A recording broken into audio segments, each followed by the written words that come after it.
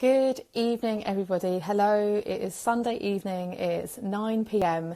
and I am Pippa Marsden, and I have been thinking for quite a while what I could do to be, to be sharing some messages with the world of some incredible people that I meet with all of the networking that I do and the business people and just phenomenal people that I've met actually because of this platform. And I looked at doing podcasts and I looked at doing other stuff. Hi ladies, I'm just in a quick intro. And I decided that there's lots of podcasts out there and there's lots of people doing fantastic things, and what could I do to share the messages of the people that I'm meeting? And I decided to do an old school, I mean, I'm seeing it like a chat show, but you know, I'm just like ad-libbing a bit purely because I grew up watching people like Terry Wogan. Do you know what I mean? Just thinking I wanted to have one of those little thin microphones. But also the irony, actually, obviously me being sober, is that Sunday surgery used to be something we called a Sunday drinking session in my hometown, and it feels quite relevant actually to bring it into doing something more positive, because there's a lot of, you know, negative media out there, hence I don't watch it. So let's bring something positive and inspirational to the world via this amazing platform, which is Instagram. So I'm Pippa, obviously. Ladies, I would love you to introduce yourselves to the Instagram world. So I'm Alex, one half of the Sober Experiment. And I'm Lisa, the other half of the Sober Experiment. Hi, Pippa. Hello. Thank you so much for joining me. Ladies, am I right in thinking you've already been doing something this evening together? That's why I've got you together tonight. Yeah, we've had a bit of a mocktail making evening. We just got sent some lovely drinks. So, yeah, we did a bit of messing around with that. Lisa's favourite, rhubarb. Yeah, oh, lovely. 5 drinks. And, yeah, then we've just done a live with Carolina from Euphoric Alcohol Free. She's Alcohol Free. There you go. So she's appearing on our podcast next week. That's amazing. Of course, because you do podcasts yourself, don't you? We do, yeah.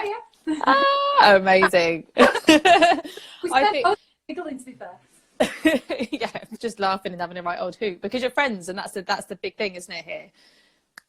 Yeah, we've been best friends forever.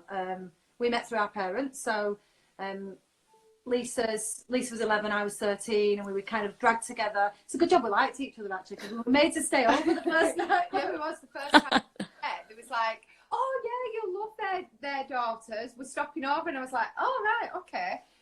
But looking back, it was just so they could drink a lot more. Nothing new. No, absolutely. I mean, I've been there.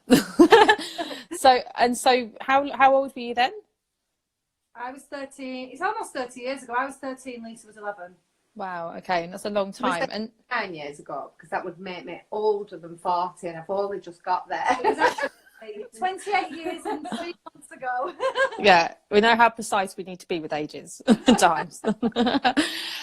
So, I mean, obviously, what you've created, just if anyone doesn't know and you haven't seen yet, and obviously you're going to give some backstory, and we're going to get to the nitty gritty of what and why and what you're doing, and obviously your vision for the future and how you might be able to help people. But it's the Sober Experiment is basically what you've called yourselves a collective, isn't it? That's your brand.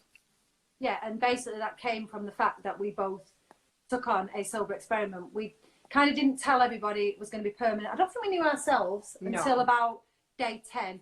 Lisa went sober first, me a year later. Yeah, and Lisa set off to do, was it a year or 100 days? Oh, 100 days. Oh no, it wasn't a year. It wasn't a year. Yeah, I'd gone to do 100 days. Weirdly, as you said before about going out on a Sunday, I'd gone out to Sunday Club with my friends, didn't get home to, no, not Alex. I have more work, well, I don't anymore. Yeah, I'd gone to Sunday Club and I didn't get back till a ridiculous time. Woke up on a Monday morning with like a hangover from hell, and I used to have really bad anxiety. Like, I wouldn't do anything wrong, I didn't think. But I would wake up and I'd be like, oh my God, what have I said? I hate myself. I'm a bad parent. I'm a bad friend. I just used to wake up with so much anxiety. So on that Monday morning, I didn't make it to work. Luckily, I work for myself. but I do go to work. I work with my mum, and I'd kind of not gone. And you know, it's our business. I need to be there. And I just wasn't. And I just downloaded Catherine Gray's book, The Unexpected Joy of Being Sober, on Audible, because I literally physically couldn't see. And somebody had recommended for me ages before. So I downloaded that, listened to a little bit of that and thought, you know what, I'm doing 100 days, put it on my social media. So then I had to do it, because if I say I'm doing something, then I'm doing it. So yeah, I set off to do 100 days. Everybody thought I was crazy. It was like, yeah, whatever, you'll be drinking again next week. And the more they said it, the more I thought, I won't. Too stubborn, if nothing else. And she phoned me up on the same day. I'll be absolutely honest here, because it's a year before I'd even thought about it properly. And she phoned up the next, like, I've decided I'm not going to drink for 100 days. And I'm torn between saying what I should say or what I want to say. So I did say what I should say. And I said, that's really good, Lisa. And inside I was thinking, oh my God, you can't. Who am I going to down shots with now? She did say it. I probably did say it. Yeah. And how's so at that instant, just to backtrack a little bit, Lisa, you said obviously you woke up with a lot of anxiety and that was a big thing. What and obviously only answer this if you want to, but I'm pretty sure you're quite open about stuff. But how would you kind of describe your drinking habits that had led you up to that point? Because obviously some people might just have a drink, I don't know, like randomly, and they don't drink that much or whatever, but now and again, but having anxiety just once might kind of spur them onto thinking they can't do that anymore. But was this something that was happening a lot, like frequently, for you to kind of, had you thought about it before, that this isn't good, maybe I need to stop? Yeah, I'd have always classed myself as a binge drinker. So I wasn't an everyday drinker. I'd partake in the odd white wine Wednesday or thirsty Thursday now and again. It wasn't something that I did every day. And I could have my tea with a glass of wine in the week, and that would be enough for me. So I wasn't an everyday drinker. But weekends, what I'd found was I had quite a lot going on at home in my personal life. So I was kind of using the weekend as an excuse to drink, because it's my time. I'm going through a lot. I'm sad. I've got this going on and that going on. I deserve a drink. I deserve to go out. And what I found was that every week I was living for that weekend.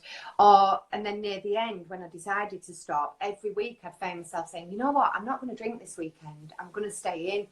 And then by like Friday night, I was tapping my fingers and wondering what I should do with myself. And I'd just like rock up at places. I wouldn't like arrange to go out. I'd rock, like, my daughter worked in a bar, so it was easy. I'd just like pop in and, well, I'm going to say pretend I was seeing it.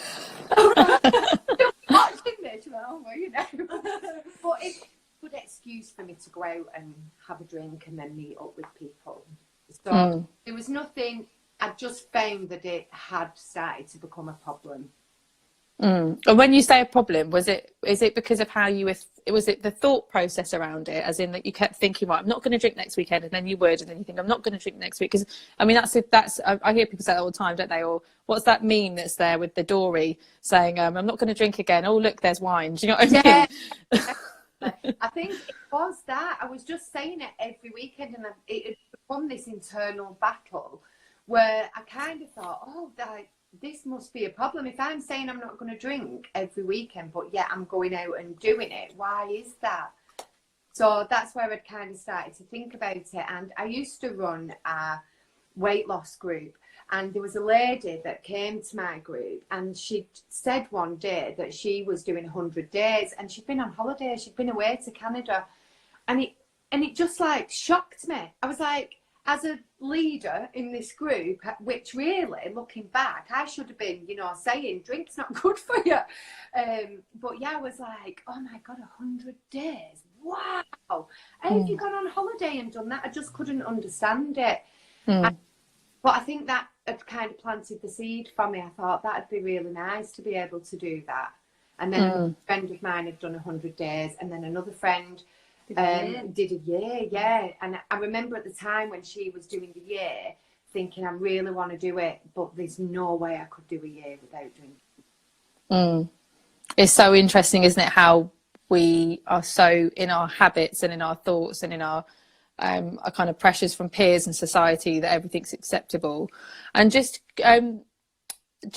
crossing over to you, Alex, because obviously this is what was going on for Lisa.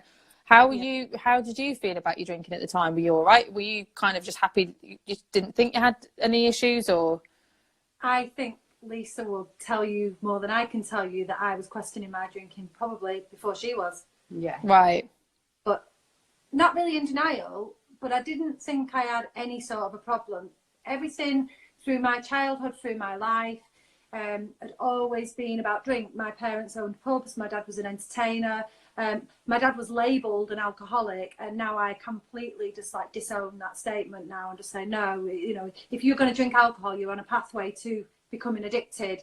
So don't blame my dad for being an addictive substance. He was 10 years sober. He eventually died of a heart attack, well, heart disease that led to a heart attack and cirrhosis of the liver. And it's taken me till 10 years beyond that to realise that actually I was just on the same journey.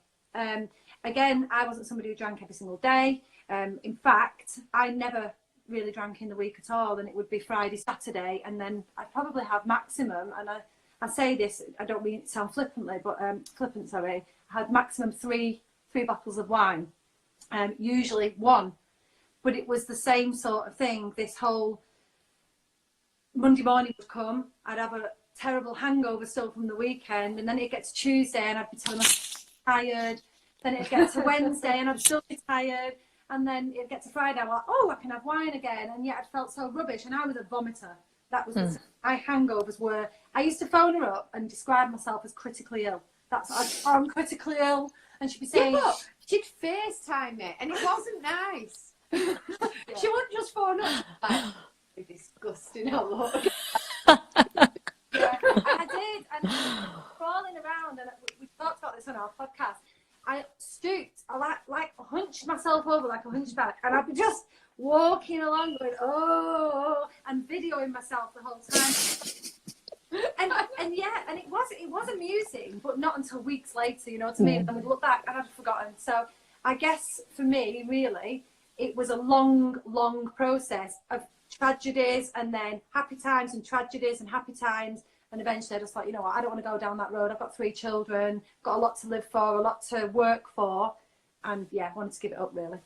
Yeah. So both of you, between you, had been thinking, because I think I actually believe that this is the biggest part of the whether people want to call it addiction or not or whatever, but the pull and the issue surrounding anything. It might be chocolate. Someone mentioned chocolate earlier. This what we're talking obviously about sober tonight, whether you're sober or not, or whether you've got you know, you're worried about your drinking, but or maybe you're worried about your sugar intake, or maybe you're worried about something else that you just keep thinking about. It's the thinking, isn't it, that the constant going over and over, that battle within yourself as to whether you should or shouldn't be doing something. And at that point, when you start doing that enough, that's when it becomes, I used to think this is a problem because I shouldn't be not thinking about this. Do you know what I mean? And I think it is a journey. So for somebody being at the point of what we describe as rock bottom might be very different than maybe my bottom was or your rock bottom was. You know, it is a process and it's a journey, and we've just actually been talking about that. It takes a long time to go from when you first start considering that it's an issue to the decision to not do it for a period of time, and then to the decision to not do it again. And it has been very much like that for both of us. Absolutely. And I love the fact that this has been something that you've both been through. And not only, am I right in saying as well, Lisa, because we chatted about this the other day, that both of your fathers died from alcohol? Were they both alcohol related illnesses potentially, but they were both heavy drinkers? Yeah, we were both brought up in pubs, so and landlords and pubs, like where we came from, and especially back then, it's what everybody did. So it was just the normal thing. It seemed normal to us, didn't it? You know, going home from school and pitching yourself at the end of the bar and talking to people. And but yeah, it was my stepfather, and he ended up dying really unexpectedly, but then really quickly with liver disease. So yeah, and they were very good friends, my dad and Lisa's stepdad. So that's, like I say, how we met. And you know, there's so many stories over our childhood that are, in fact, I think all the stories over our childhood are over a bar of some description, whether it be with our parents or with each other. The first time we drank was together. The first time we got drunk was together. So bad influence. Yeah. That's me. I think I would say that's me and my friendships, but I'm sure they'd all say the same thing as well. So But you know, I think a lot of people can relate to that, can't they? But being where you are now, and obviously we'll cover where you've come to and how this has come about. But how do you feel now, being where you are, as in like in sobriety together, looking back at your memories? Because just before I get you to answer, I think sometimes some of my friends would think that, or they'd say, and all types of friends, not just my close ones, they'd be kind of worried that I was looking back on my life when I was drinking. It was horrible, negative. I had a horrible time and I was really unhappy. It was like, no. There's plenty of, like you were laughing a minute ago, and I could just feel that I'm sure that there's millions of stories that could cover a million of podcasts, yeah, and photos probably somewhere that have been developed at Super Snaps. Thank God there weren't phones back then, right? Phone cameras. But it isn't like that, is it? It's not like obviously I'm speaking for myself, but I don't look back at my time drinking and regret it at all. I mean, I'd like to think that I could have done it without drinking, but I didn't know that at the time. But I had a right old hoot. Yeah, we did, and I don't think we regret anything, because I think the biggest part of that is we wouldn't be where we are now if we hadn't have done what we've done then. So, yeah. And we do, we try and make it really clear when we're talking that just because we're laughing about it, we're not glorifying it. We're not trying to say, oh, drinking was amazing, but that is our life. That was our life, and that is our memories together. So the only way we can help others is through our own experiences, and they just happen to be heavily centered around alcohol and alcohol related activities. So yeah. No, don't regret it. I mean, I regret quite a lot of it. But no, we don't regret it at all. But we accept that is what took us to here. Yeah, definitely. And I think there is times, though, especially now, we've realised that when we used to get drunk and do all these crazy things, that we'd kind of encourage each other, wouldn't we, and glorify each other's behaviour at that time. Whereas now we look back and we were like, some of the things that we did were really quite dangerous. The amount we were drinking was really quite dangerous, and situations we got in were very dangerous. Yeah. And we laugh about that because it's just the way we are, but looking back, it wasn't. Looking back, it wasn't all fantastic. We've had some quite deep and meaningful conversations, haven't we? We've actually gone, like, we shouldn't have done that to each other. I shouldn't have left you there, or I shouldn't have just said this to you. And we've had some moments, but I think if we didn't kind of celebrate the goodness out of it, it could do damage. It could do damage to our friendship. It could do damage to us. We just don't let that happen. So we don't regret it. There are things we regret. Would we go back and do it younger? Probably. We would have gone sober younger if we could. Oh gosh, yeah. That is one thing that I always say. And with our groups and members, and we have some like younger people coming forward, honestly, I just look and I think, oh, it sounds like what my grandma used to say, but if only I knew then what for then. But it's so true. And I think because sobriety has brought us so many amazing things, like it really, really has. We're so passionate about it. There's a million things that we've done that we just wouldn't have done. And I think, wow, if I'd have done this when I was like in my 20s, we'd have been unstoppable, wouldn't we? Yeah, I think you are. And so let's then get to this bit. So you basically Lisa, you went first, so to speak. Yes. You took the plunge. And you went, right, that's it. I'm just gonna be sober. Obviously, Alex, you watched and then supported. I'm guessing massively, because it was in your mind too, and obviously your best friends. And then you were sober. And then so at what point did you go, right, we can offer something here, or we want to share this because we've obviously experienced all this greatness and we want to share this with the world. Where did that start? It was on that walk, wasn't it? Which one? When we went on the tree swing. Oh yes, it was. So I'd had and everyone who listens to our podcast knows this, so it's not uncomfortable time, but I'd had a miscarriage and I was going through quite a bad time, which is what actually brought me to stop drinking in the end. And Lisa actually called me up and said, I'm going to come over and we're just going to spend the day together. So she came over and we were talking, and I'd been sober maybe 2 months at this point, and we were just chatting, and then there was a rope swing and we were on the rope swing, we were taking little videos of each other, and then I'm sure she said something like, isn't it just the most amazing thing being sober? And I was like, yeah, it's our sober experiment. And we were like, oh, and it was literally like, oh, we should do it. We should do a sober experiment. And then it was just, we sat in the garden here at Lisa's house and we just wrote idea after idea. It was born really quickly, wasn't it? It was really quickly.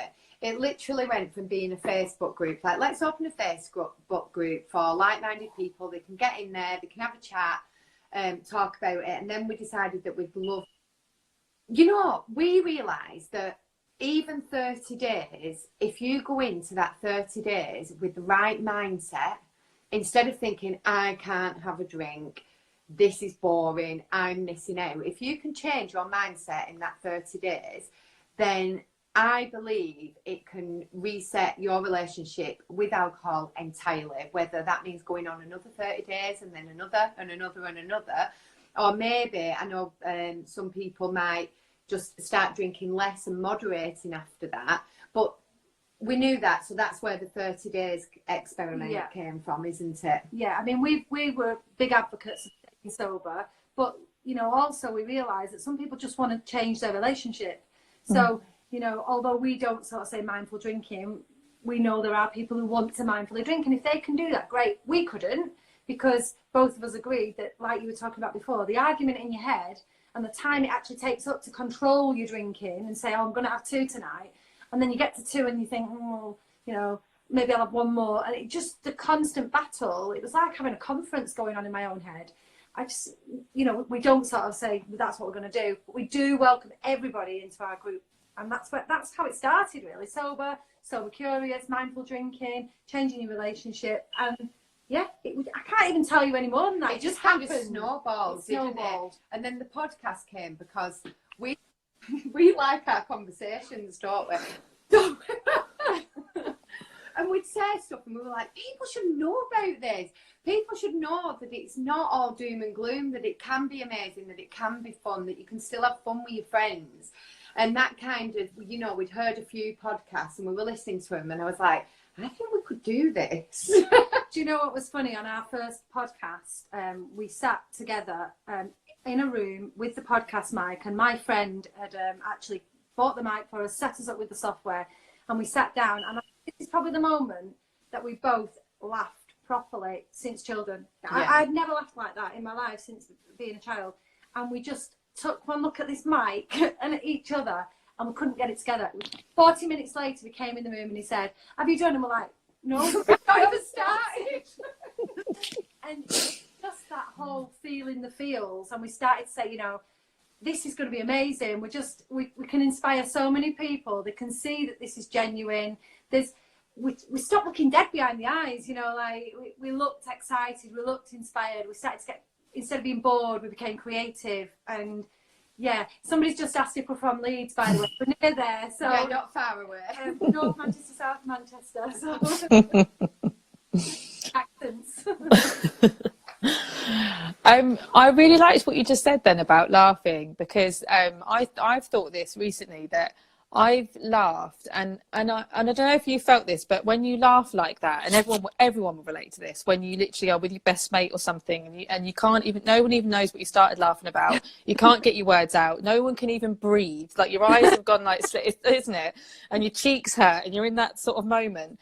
I feel drunk in those moments, and I go out with all my friends who drink, and I love my girlfriends. Like we grew up drinking together, but we obviously I'm the only one who doesn't drink when we go out. But I feel like I'm drunk with them. That feeling that I used to get from alcohol, and I'm pretty sure the same. You're saying you feel all the feels. You get that, like, and it is something you go, oh, whatever. Like when someone said to me about a natural high before, I'd be like, yeah, whatever. I used to say that if people didn't drink, they shouldn't be trusted. I've said all of it. I'm the same. Honestly, if somebody said like, oh, I'm not drinking, I'm like, well, I won't be spending time with them tonight. What a weirdo. Yeah. Pippa, we went to Dublin, didn't we, with 2 other friends, and on the second night they didn't drink at all and they went to the cinema, and we thought it was really weird. We was like, yeah, we were like, they're really weird for not drinking. And we went before and we ended up, we nearly missed our flight home. We just caused so much trouble. And when we look now, they were doing the right thing, because Saturday was the night we'd gone out, Sunday was the night we were going home. Yeah, we'd embrace that now, wouldn't we? Yeah. Massively. Yeah, definitely. Maybe not to see Snow White and the Huntsman. Oh no. I know. And so before we talk about what you're doing, as in the sober experiment and where that's going, because I love this whole kind of dynamic, and I think this is one of the best things about how this has worked. And I'm not surprised that it literally snowballed from you having an idea, because clearly your friendship is like a sisterhood. It's like you're part of it's like you're like a yin and yang, like you've got each other's back. You have a really lovely presence. Like someone said, you're infectious, and you really are. And that's brilliant, because that's part of what makes you two so exciting, and people want to listen to you and they want to hear from you. But what you said earlier, you touched upon like all the things that you do now, that you've had like a million things that your life has changed. So let's talk about the fun factor, because that was my perception before. People when I saw sober people, I think first thing, boring. That was my first thought. So let's dispel that myth. Tell me some of the things or just tell me what it's been like, and the stuff that you do now that you didn't do obviously when you were drinking, that you get the fun from. Do you know what I'm just going to say first before I answer your question, just about the sisterhood? We actually have these little moments every now and again, because we're not very cuddly and huggy, but each other, don't we? Yeah, we do. We actually say it. We say, I love you.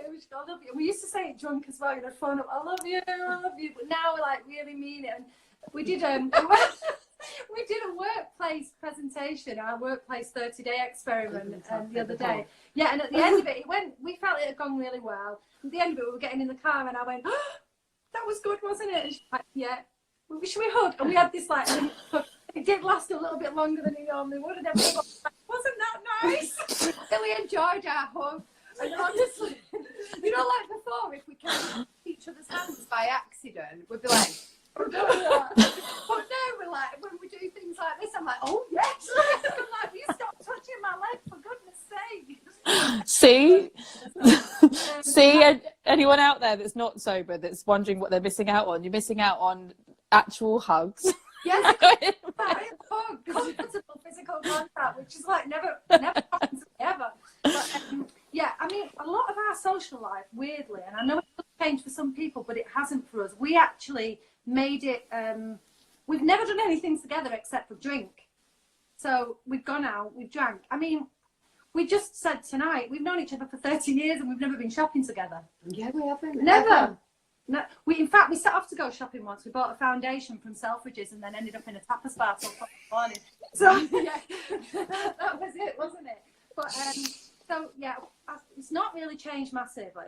We actually went out into Manchester not long ago, and we just tested a load of bars, and we made it our kind of fun to join in with the drunk people, even though we were sober. So if they were going to sing karaoke, we were going to sing karaoke. If they were going to, I was going to sing karaoke. If they were going to dance, we were going to dance. If they were going to drink bottles of beer, we were going to drink bottles of alcohol-free beer, and ours was going to be better because we'd remember it.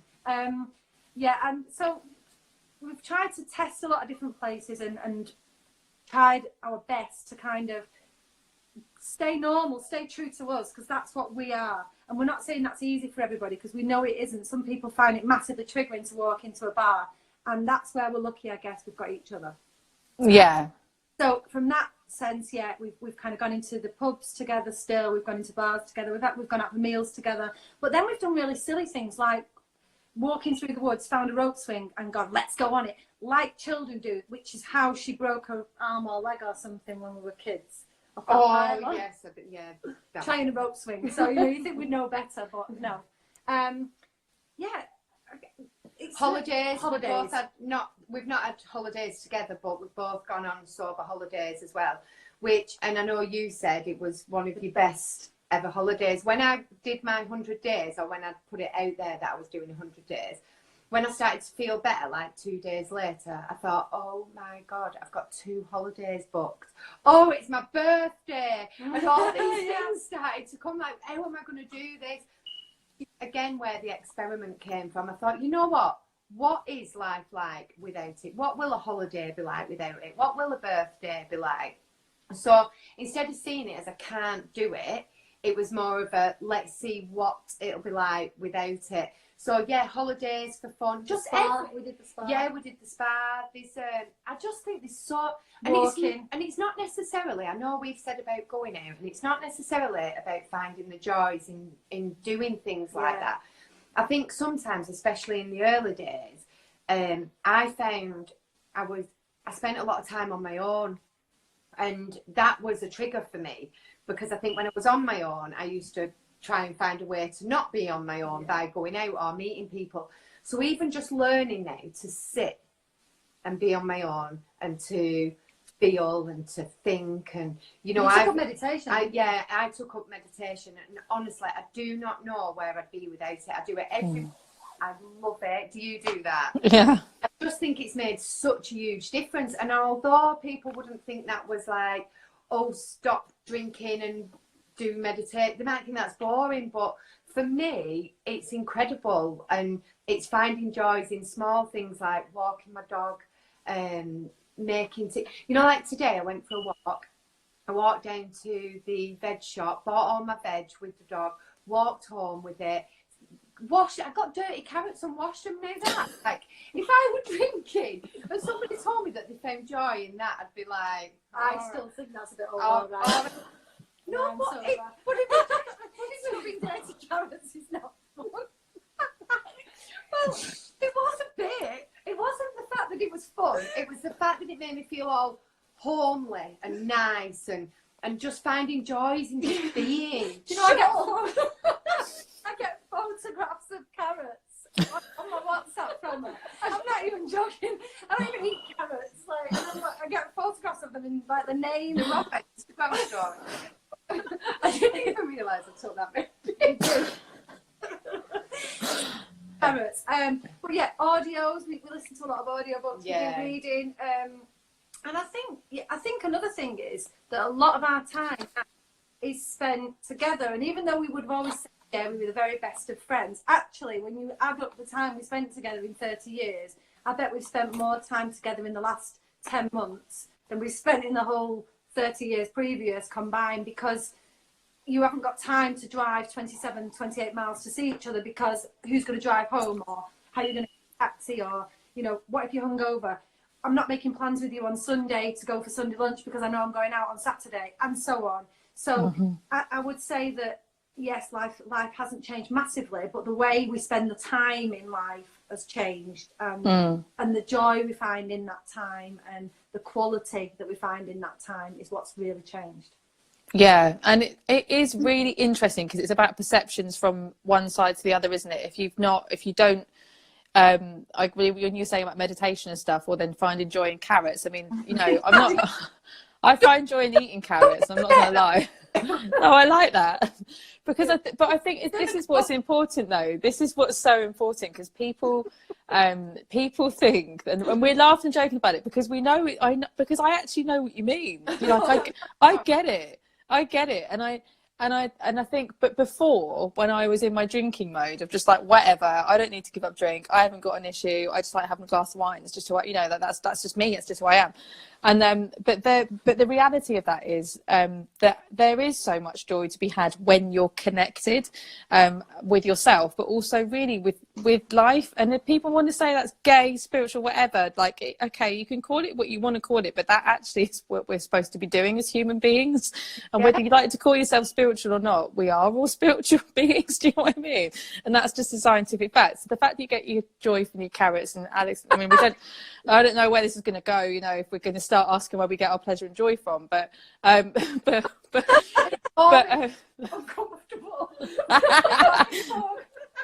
I know, don't touch her. The funny thing is about that is interesting is because I'm the cuddliest person. I'm always like, hi, touching people. I'm invading their dance space all the time. Do you know what I mean? But the connection, you said something really important that earlier, bringing it back to being a little bit serious, but about the time sometimes when you're on your own, and that's the most time that you'd almost want to go and try and find, you know, to be with somebody else. And it's almost, I actually believe that one of the biggest addictions that we have in the world at the moment is the addiction to being busy.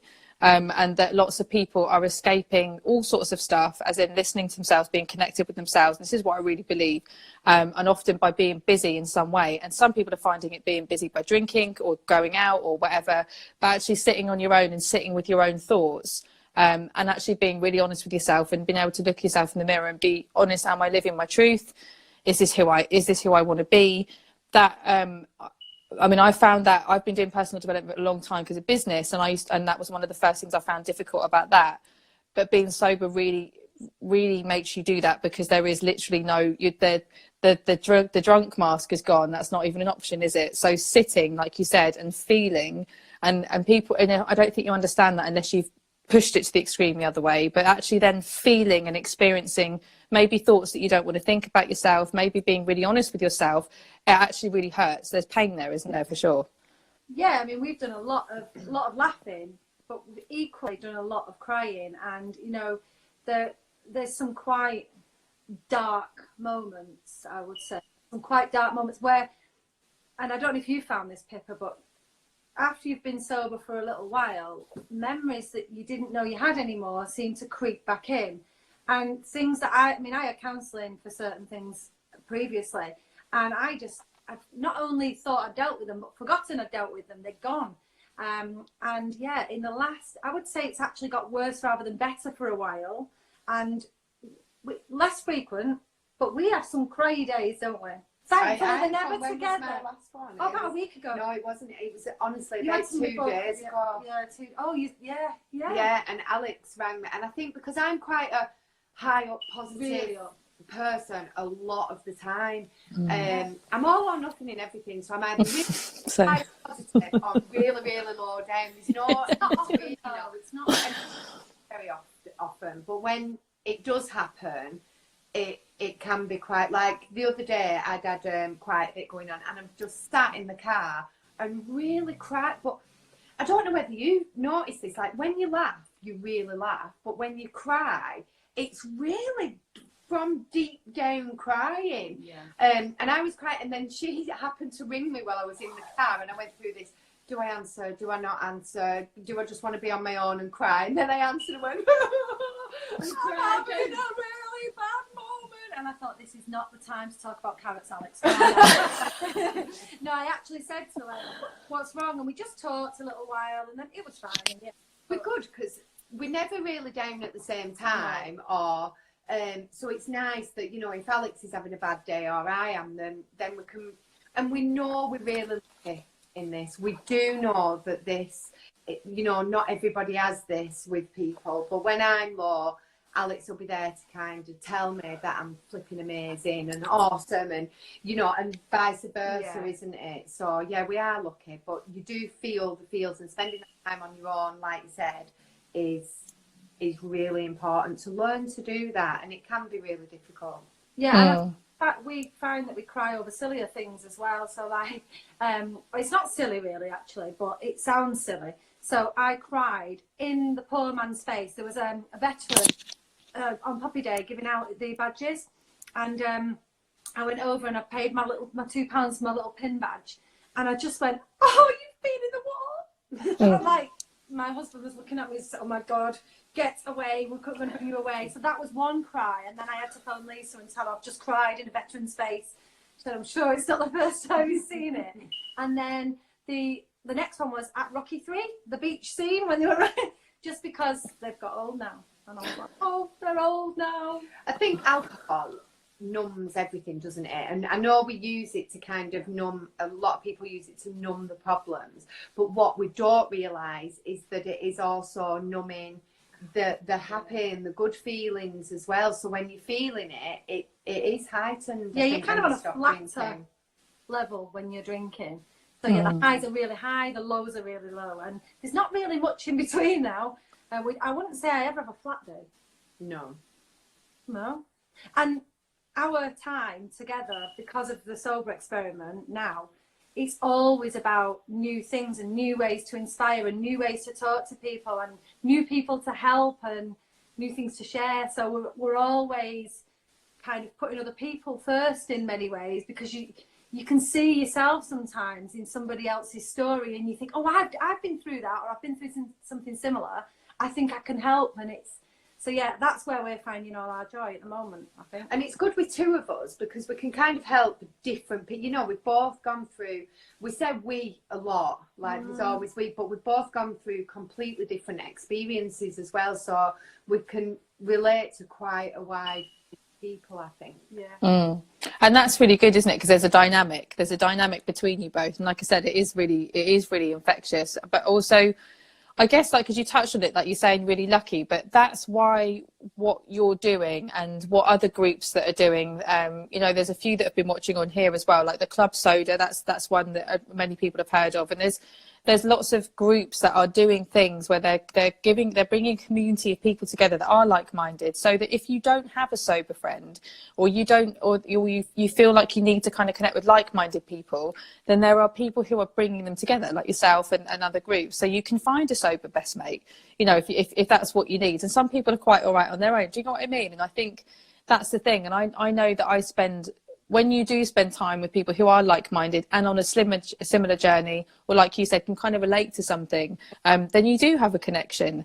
And therefore, and connection is the opposite of addiction. So whether it's being connected with ourselves, like we were saying earlier, or actually connecting with other people who get us, and you don't have to pretend to be someone you're not, and you know that you're not being judged, because that's a big one, isn't it? The judgments. Definitely. And like you said, the connection, I've never, ever felt more connected with people than I do now.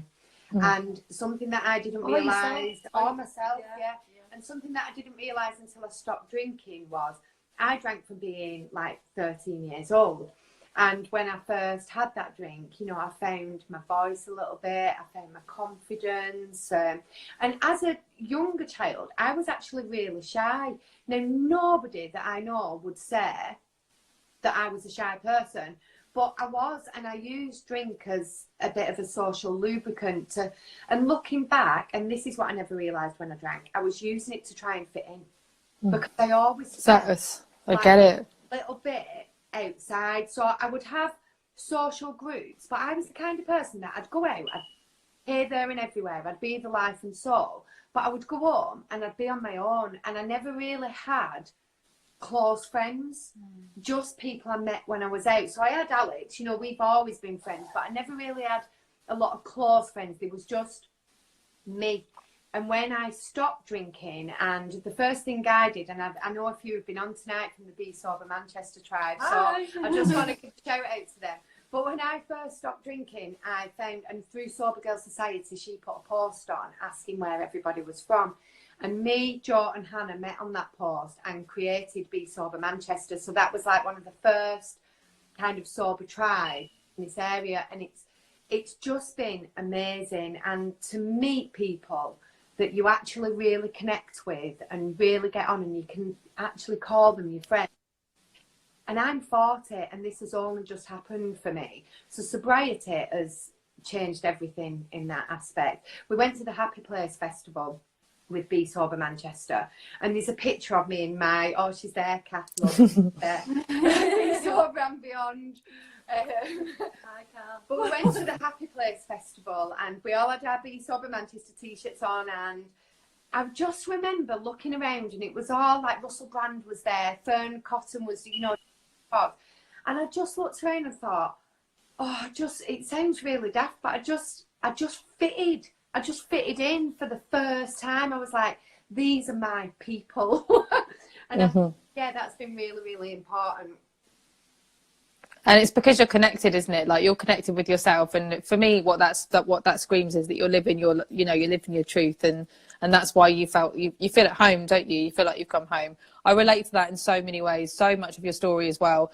And I know that obviously we read a lot and we speak to a lot of people in the sober community, and it blows my mind how many people, literally, it's like we've lived the same life, we lived the same life. We started drinking, we drank for the same reason, we went this, we did that, you know, pushed it to extremes, all or nothing, and then had to, you know, and then made the decision to be sober. But it's more common, I think, people would understand or presume. What about people who are sober curious? Obviously, just mindful of time. So people who are think people who are kind of where we were maybe, you know, before, or who are thinking about it too much, or not really sure, or just thinking, oh, I wonder what it would be like if I didn't drink, like we said, you know, even if it's just for 30 days, like you don't know what you're missing out on, do you? Unless you, because I feel like I was missing out before on sobriety, if I'm honest. Now that I know what it's like, there's nothing to miss from my life before, because I'm mad as a box of frogs, crazy, and will stay up drinking, and not drinking, but drinking water and dancing with my friends all night till 5, 6 o'clock in the morning anyway. You know, I didn't need alcohol to do that. I just thought I did. But what would you say to people who are thinking about it, because it's nerve-wracking, isn't it, to kind of even talk to somebody? Maybe you've got a good support network, maybe you haven't, but to the people who are kind of a bit worried about their relationship with alcohol, but don't want to label themselves, and certainly don't want anyone else to label them, what would you say about like the group and stuff that you know, that as like anyone's welcome, aren't they? This is something that you're doing to help support people. Yeah, and we do have a mixture of people. You know, we've got some people who are on day one for the 20th time. We've got some people who hit day one and then they're now on day 300 because they just carried on. So I think the first thing is that there's no judgment. There's zero judgment with us. We're not judgy and we're not preachy.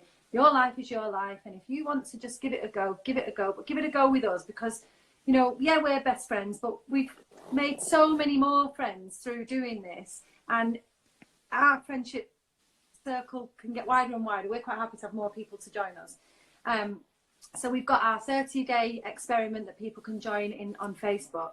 And that's what I would say. If you're curious, join the group, have a look, and we've had people, in fact today, just say, I've not been vocal until now, but I've been watching and I'm 7 days in. So said nothing, but just sat in the group for maybe a month or two, watching what people are doing, and just feed your curiosity. See what other people are doing. Join, try and experiment. It's only 30 days. You can do 30 days easily. And yeah, it's not without difficulty. If alcohol has taken hold and it has got you on the addiction kind of cycle, if you like, which it will, then yeah, join the group, give it a go, try it. It doesn't matter if you have to start day one again and again. I started day one again and again and again. And something just clicks all of a sudden, and you will either, like Lisa said earlier, become more mindful if you decide to go back, or you will decide to stop forever, or you'll just think, you know what, this isn't for me and I'm quite happy drinking. But what I would say is, if you're curious about being sober, then you're also curious about the problem that you've got with alcohol. So join, give it a go. There's no judgment. Nobody's going to sort of say, oh, you failed, or we don't like the word fail anyway, do we? So the other thing is as well, sorry, is read. Yeah. Because I think we've seen so many people, and it's usually the people that keep going back to day one and back to day one are those that have not picked up a book, or they've not listened to an audible, or they've not educated themselves. So our 30-day experiment gives snippets every single day to help change the mindset. But I just can't recommend reading enough. It's that first step of realizing when you're reading that book, like, oh my God, that's me, that, you know, and that is really good. And then seeing other people do it and focusing on all the benefits, it's just too good not to share. And I think it's like, oh, go on, sorry Alex, I missed your comment. Then sorry, I just said, yeah, and if you're not a big reader and you don't want to pick up a big book, then just blogs. There's lots of like sites that just do blogs, and you know, even that can help, just reading what somebody else is going through. That's so true, and there's so many, aren't there? And I think, and if people are on your groups, then and they're able to then be pinpointed to something that they're, because we all take information in differently, don't they? I would totally back up what you said though, Lisa. I think because I listen to a lot of I listen to a lot of audios, I listen to a lot of books on Audible, but I also read. And actually, when I read, I'm at my best, and it's hard. I find it harder to read because you have to really physically, but that's the point. And I think if you're going to read these books, I mean I study personal development books. If I didn't, I read it and I do all the things they tell you to do, and I, you know, because I feel like if you can go on, if you feel like you're reading something and then you could go and teach it or talk about it, then you're going to take it in at the level that it will maybe change you. But I think also with reading and all of those things, just go for what you relate to the most. And if you're finding it too hard to read something, put it down, change to something different, because everyone's stories are slightly different. But like you said, you're guaranteed, if you're thinking about alcohol and you're thinking about not thinking about alcohol, then reading a book will probably make you feel better, but being part of your group. So let's talk about your group. So your 30-day experiment, people can join a group. Is it a Facebook group? Yeah. Yeah. So you've Sorry, go on. go on. So it's the Facebook group, and when is it a 30-day experiment? Does that just run all the time, where people just start their 30 days at any time, or does it specifically start? She says this better than me. No, the Facebook group is for anybody and everybody. On the side of that, we've then got the 30-day experiment. So that is on our website, which is www.soberexperiment.co.uk. And we've got that on. It's like we have a journal alongside it as well, which you can buy from Amazon.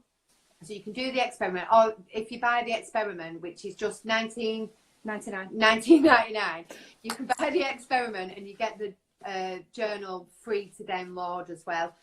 So yeah, they can do that, and anyone can start at any time. It doesn't kind of run in 30-day blocks. It's done independently. The emails come to them daily, and the little videos, if you can bear looking at us for a bit longer, the little videos of us sort of giving inspirational and some coaching, but we prefer to say inspirational tips, and there's activities that go with it.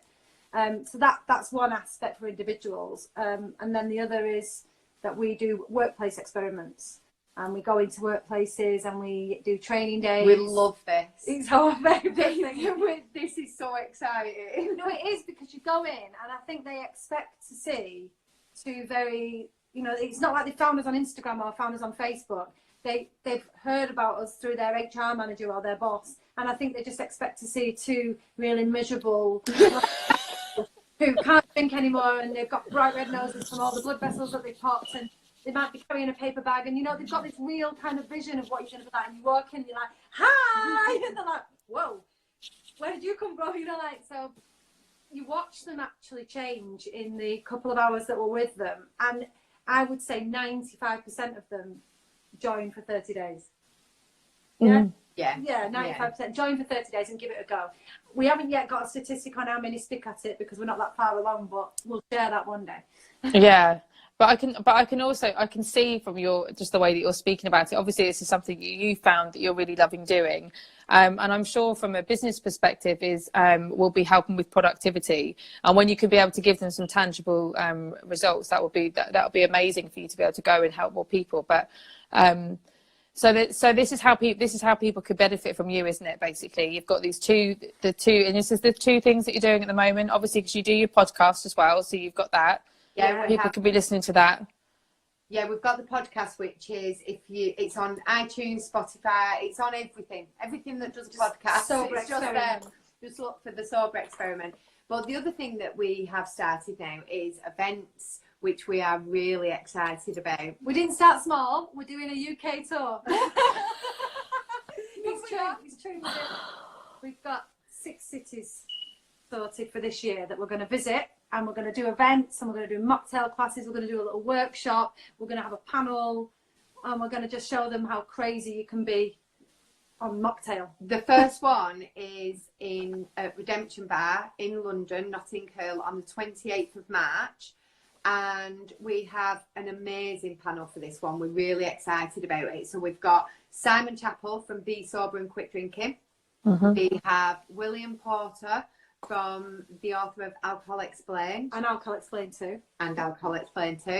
Then go on. Mandy Manners from Love Sober and the Love Sober, which we're really excited. She's the co-founder of both. Yeah. Okay.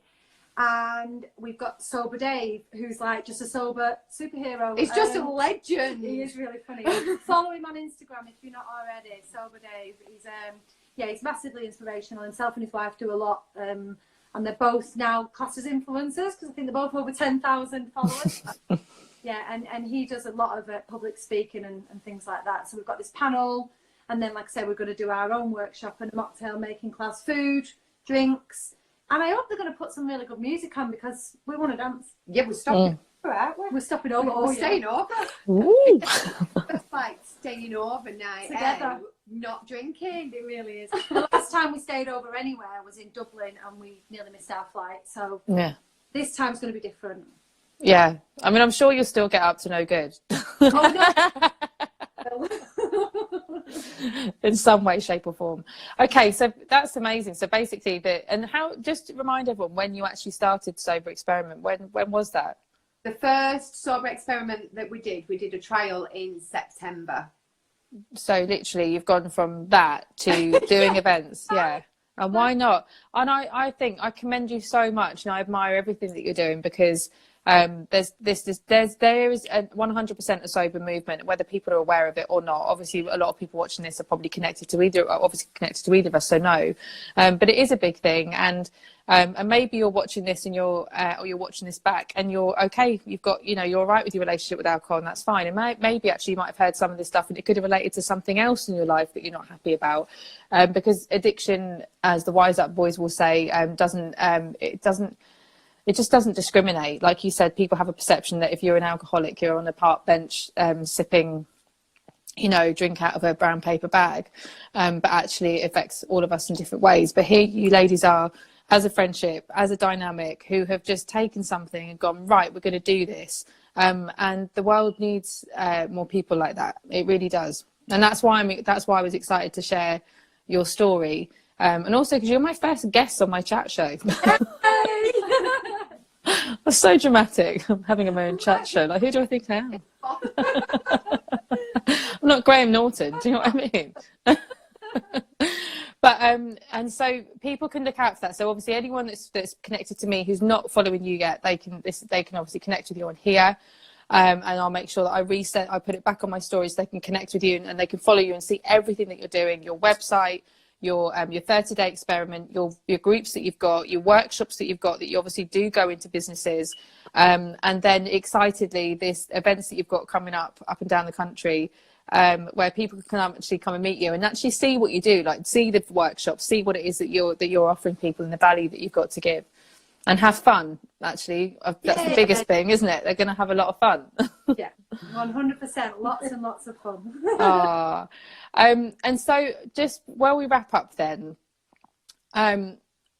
is there anything that you want to add or say about like how you're feel? I mean, you've already kind of touched on how you feel now as people, and Lisa more so actually, but Alex, I guess to you then, being sober, what does it mean? What's it done for you? I think it's made me relive and rebirth the dreams that I kind of gave up on. I would say that's my biggest thing, and it makes me quite emotional. That made me really emotional. No. In honesty, I think that things that I'd kind of forgotten about myself, I've found out again. Like, even bad things as well. I didn't realise I was anxious. I'm anxious. I like being anxious. It means that I get things done, and I worry. I get excited, get overexcited. I write lists. I've started writing lists again.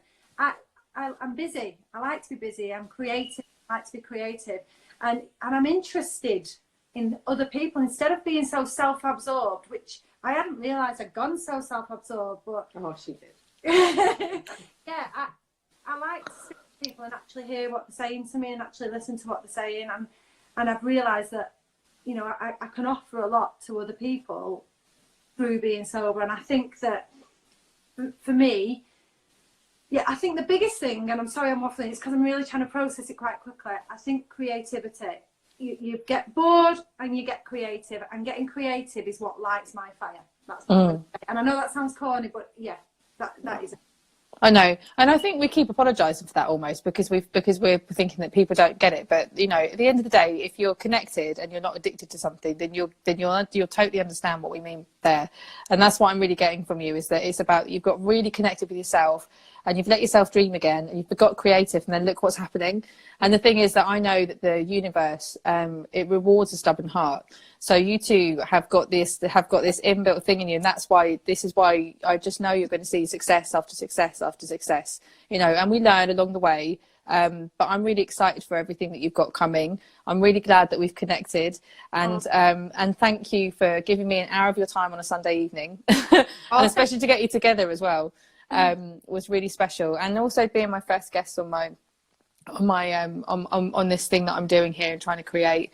To share people's stories with the Instagram world. So if you didn't watch this live, then you can watch it back, obviously, and I'll make sure I share your handle afterwards so people can connect with you and follow you.